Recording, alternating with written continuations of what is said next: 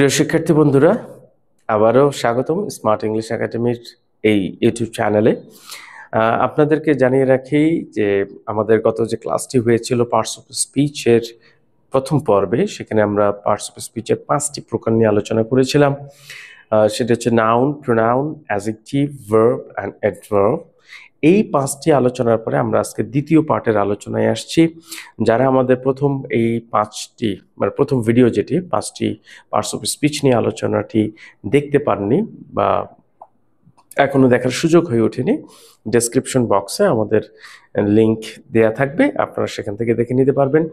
একই সাথে আপনাদেরকে আবারও জানিয়ে রাখি যে আপনারা আমাদের চ্যানেলটিকে অবশ্যই সাবস্ক্রাইব করবেন এবং একই সাথে সাবস্ক্রাইব করার পরে আমাদের লাইক কমেন্টস করে জানাবেন আপনাদের ভিডিও ক্লাসগুলো কেমন লাগছে। আমরা আলোচনায় চলে আসি, আর দেরি না করে আমাদের আজকের এই দ্বিতীয় পর্বের আলোচনা হচ্ছে নাম্বার 6। আমরা 1 থেকে 5 পর্যন্ত আলোচনা করেছিলাম, এবার নাম্বার 6। হ্যাঁ, আমার মনে হয় ভিডিও ঠিক আছে। ওকে, সো সেটা কি? সেটা হচ্ছে প্রিপোজিশন। প্রিপোজিশন প্রিপোজিশন লক্ষ্য করুন, এই প্রিপোজিশন আমাদেরকে বেশ ভোগায়। যারা আমরা প্রিপোজিশন জানি যে এত প্রিপোজিশন এবং প্রত্যেকটা সেন্টেন্সে কম বেশি প্রিপোজিশন বসানো হয় একটা বাক্যের শুদ্ধতা এবং একই সাথে তার অবস্থানকে বোঝাতে।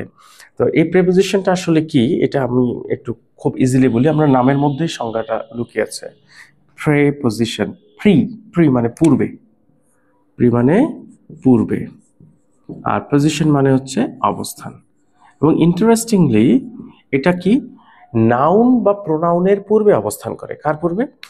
নাউন বা প্রোনাউনের পূর্বে অবস্থান করে এবং সাবজেক্টের অবস্থানকে সে নির্দেশ করে। আমি যদি খুব সিম্পলি বলি তাহলে লক্ষ্য করুন, the book is on the table.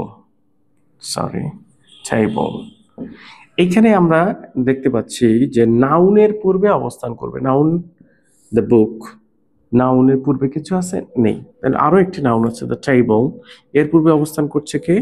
On. তাহলে আমরা বলতে পারি the book is on the table, অর্থাৎ নাউন এর পূর্বে অবস্থান করছে এবং একই সাথে বইটি কোথায় আছে? টেবিলের উপরে আছে। তার মানে সাবজেক্টের অবস্থানটা কিন্তু সে নির্দিষ্ট করে দিল যে কোন জায়গায় অবস্থান করছে। তাহলে আমরা একটা জিনিস বলতে পারি যে প্রিপোজিশন পূর্বে অবস্থান, আমরা প্রোনাউনের পূর্বে অবস্থান করবে। একই সাথে আরেকটা জিনিস জেনে রাখা ভালো, এর যে বাংলা প্রিপোজিশনের বাংলা অর্থ রয়েছে সেটা কিন্তু বেশ কঠিন। যেমন পদান্বয়ী অব্যয়। এখন আপনারা বলবেন যে এটা কি অব্যয়? ইয়াস, এটাই অব্যয়। 3 ধরনের অব্যয় আছে, সেটা হচ্ছে প্রিপোজিশন, কনজাংশন এন্ড ইন্টারজেকশন। এই 3টিকে কিন্তু অব্যয় ক্যাটাগরির মধ্যে রাখা হয়েছে। কেন রাখা হয়েছে এটা একটু জানবার বিষয়। কারণ বলা হচ্ছে যে অব্যয় যার দ্বিতীয় কোনো ব্যবহার নেই, খুব সহজে যার দ্বিতীয় কোনো ব্যবহার নেই তাকে আমরা বলছি অব্যয়। এখন the book is on the table, লক্ষ্য করুন, আমি যদি অন বলি এইটা উপরে বোঝাচ্ছে, টেবিলের উপরেই তো বই থাকে। কিন্তু আমি যদি এখন এই অনের জায়গায় ইন দেই তাহলে কিন্তু অর্থটা ভুল যাবে। কেমন? The book is in the table, টেবিলের মধ্যে, আসলে টেবিলের মধ্যে থাকার কোনো সুযোগ নেই।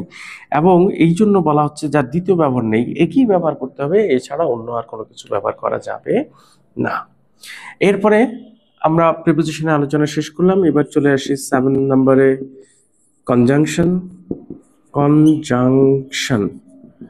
কনজাংশন এর বাংলা অর্থ হচ্ছে সংযোজক অব্যয়। সংযোজক অব্যয় কি? আসলে আমরা কনজাংশন যখন আলোচনা করি তখন কনজাংশনের একটা বিষয় হচ্ছে এরকম যে সে নাউনের সাথে নাউন বা নাউনের সাথে প্রোনাউন, অ্যাডজেক্টিভের সাথে অ্যাডজেক্টিভ কিংবা একটি বাক্যের স্বাধীন 2টা অংশকে যুক্ত করবে। অর্থাৎ এখানে কেউ কারোর উপর ডিপেন্ড করে না। যেহেতু কেউ কারোর উপর ডিপেন্ড করে না, সেহেতু এই ডিপেন্ড না করার জন্যই মূলত সে স্বাধীন জিনিসকে নিয়েই তার কাজ। এখন নাউনের সাথে নাউন, যেমন আমি যদি বলি রাজু অ্যান্ড মিনা, লক্ষ্য করুন এই যে এখানে আমি সংক্ষেপে লিখেছি অ্যান্ড, এগুলো যখন আমরা টাইটেল ব্যবহার করি তখন। কিন্তু যদি আমি বাক্যে যখন ব্যবহার করছি আমি লিখছি অ্যান্ড রাজু অ্যান্ড মিনা। এই যে অ্যান্ড, এই রাজু এর স্বাধীন একটা শব্দ, মিনা স্বাধীন একজন সাবজেক্ট, দুইজনকার মধ্যে সংযোগ ঘটিয়েছে কি অ্যান্ড। তাহলে রাজু অ্যান্ড মিনা আর স্টুডেন্টস। এই বাক্যটিতে লক্ষ্য করি, আমি যদি এখানে এটাকে বাদ দিই, অ্যান্ড মিনাকে বাদ দিই, তাহলে রাজু এখানে তখন ইজ হয়ে যাবে, ইজ স্টুডেন্ট। আবার যদি রাজুকে বাদ দিই, মিনা ইজ স্টুডেন্ট, অর্থাৎ এগুলো স্বাধীন। আর দ্যাটস ওয়াই স্বাধীন দুটো নাউনকে, প্রোনাউনকে হতে পারে, অ্যাডজেক্টিভকে হতে পারে, এদেরকে যুক্ত করে অ্যান্ড। এগুলো কি কি? অ্যান্ড, অর, বাট, সো, এরকম আরো অনেকগুলো আছে যেগুলোকে আমরা কনজাংশন বলে থাকি। তাহলে আমরা আজকে এখন পর্যন্ত দুটো জানলাম। আমাদের বলেছে 8 প্রকার হলে আরেকটি বাকি আছে, সেটা হচ্ছে ইন্টারজেকশন। আর 9 প্রকার কি হলে সেটার জন্য চোখ রাখুন, কেউ ভিডিওটি টেনে যাবেন না, সবার শেষ পর্যন্ত ভিডিওটি দেখবেন, ভালো লাগবে। এরপরে আমাদের 8 নম্বর আলোচনায় আমরা চলে আসি ইন্টারজেকশন। ইন্টারজেকশন কি? ইন্টারজেকশন এটাকে বলা হয় বিস্ময় সূচক অব্যয়। এটাও এক ধরনের অব্যয়, কিন্তু এটাকে বিস্ময় সূচক বলা হচ্ছে। নাম্বার 8, ইন্টারজেকশন অর্থাৎ বিস্ময় সূচক কেমন? আমরা আমাদের নিয়মিতভাবে যখন আমরা কোনো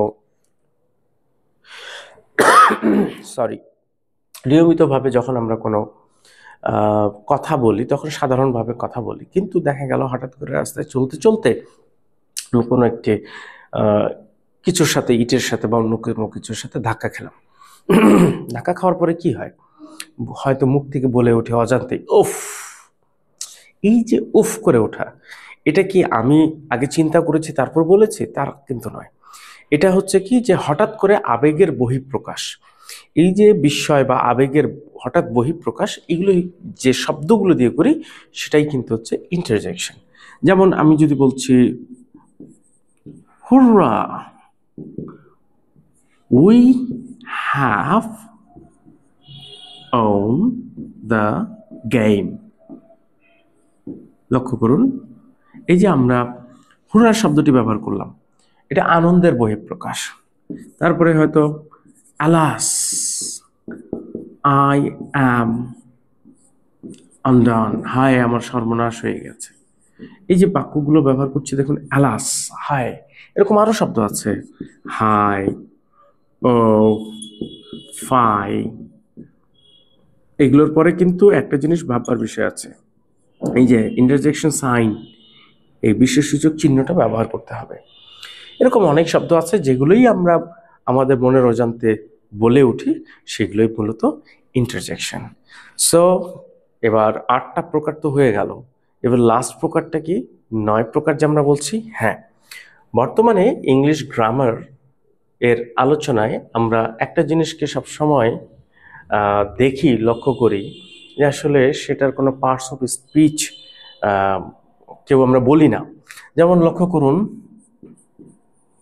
the fan is blue.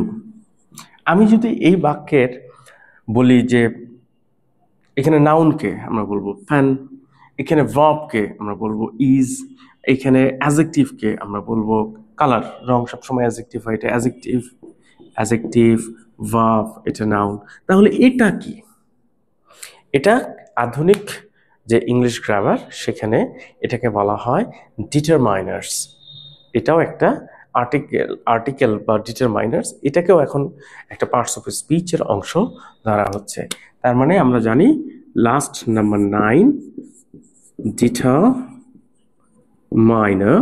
That is a an দি। এই যে যার আরেক নাম আর্টিকেলস। এই আর্টিকেলস বা ডিটারমাইনার্স, এটা হচ্ছে আরেকটা। তাহলে আমরা একদম আলহামদুলিল্লাহ আমরা পার্টস অফ স্পিচের ডিটেলস একটা আলোচনা আমরা করেছি, একটা সামগ্রিক ধারণা নিয়েছি। এর পরের ক্লাসে আমরা নাউন নিয়ে আলোচনা করব। নাউনের ক্লাসিফিকেশন, কত প্রকার কি কি, এগুলো নিয়ে ডিটেলস আলোচনা হবে।